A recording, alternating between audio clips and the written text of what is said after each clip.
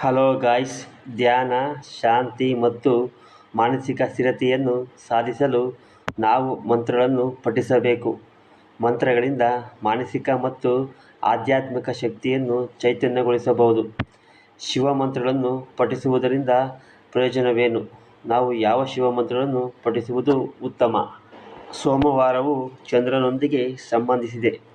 ಇದು ಶಿವನ ದಿನದೆಂದು ಪರಿಗಣಿಸಲಾಗುತ್ತದೆ. ಸೋಮವಾರದ ದಿನದಂದು ಶಿವನ ಆರಾಧನೆಯು ವಿಶೇಷವಾಗಿದೆ. ಈ ದಿನದಂದು ಶಿವಪೂಜೆಯನ್ನು ಮಾಡಲಾಗುತ್ತದೆ ಮತ್ತು ಶಿವನಿಗೆ ಪ್ರಿಯವಾದ ಕೆಲಸಗಳನ್ನು ಮಾಡಲಾಗುತ್ತದೆ.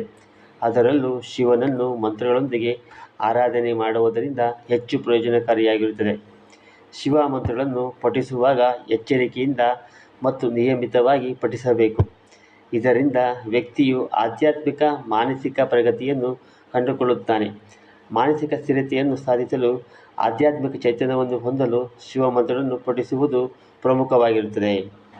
ಆರೋಗ್ಯ ನೀಡುವ ಮಂತ್ರ ಓಂ ನಮಃ ಶಿವಾಯ.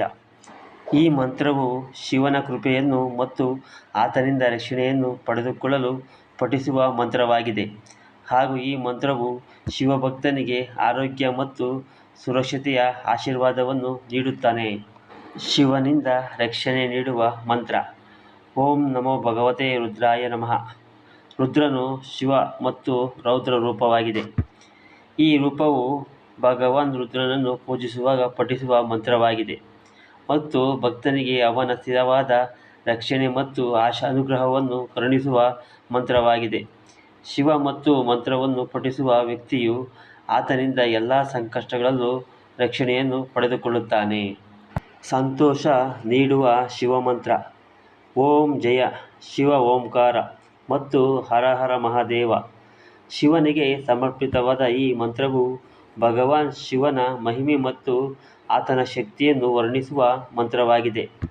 ಹಾಗೂ ಈ ಮಂತ್ರವು ಭಕ್ತನಿಗೆ ಶಾಂತಿ, ಯಶಸ್ಸು ಮತ್ತು ಸಂತೋಷಕ್ಕಾಗಿ ಶಿವನ ಆಶೀರ್ವಾದವನ್ನು ನೀಡುತ್ತದೆ.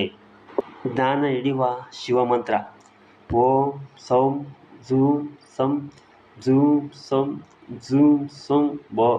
ಈ ಮಂತ್ರವು ಶಿವನ ಅನುಗ್ರಹ ಮತ್ತು ಪ್ರಾಚೀನ ಜ್ಞಾನವನ್ನು ಪಡೆಯಲು ಸಹಾಯ ಮಾಡುತ್ತದೆ.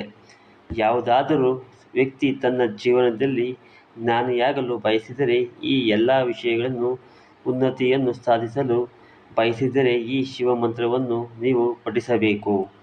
ಶಿವನ ಅನುಗ್ರಹ ನೀಡುವ ಶಿವಮಂತ್ರ ಓಂ ಹ್ರೀಂ ಹೂಂ ಫಟ್ ಸ್ವಾಹ ಮತ್ತು ಓಂ ನಮೋ ನಮಃ ಮತ್ತು ಓಂ ನಮಃ ಶಿವಾಯ ಅಸ್ತು. ವ್ಯಕ್ತಿಯು ಈ 3 ಶಿವ ಮಂತ್ರಗಳನ್ನು ಪಠಿಸುವುದರಿಂದ ಶಿವನ ವಿಶೇಷ ಆಶೀರ್ವಾದವನ್ನು ಪಡೆದುಕೊಳ್ಳುತ್ತಾನೆ. ಶಿವನು ನಿಮ್ಮ ಮೇಲೆ ಆತನ ದಯೆಯನ್ನು ತೋರುತ್ತಾನೆ.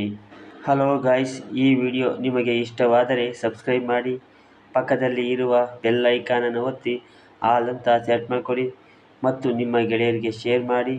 ಹಾಗೂ ಈ ಒಂದು ವಿಡಿಯೋಗೆ ಲೈಕ್ ಮಾಡಿ ಮತ್ತು ನಿಮ್ಮ ಅನಿಸಿಕೆ ಅಭಿಪ್ರಾಯವನ್ನು ಕಮೆಂಟ್ ಮಾಡಿ.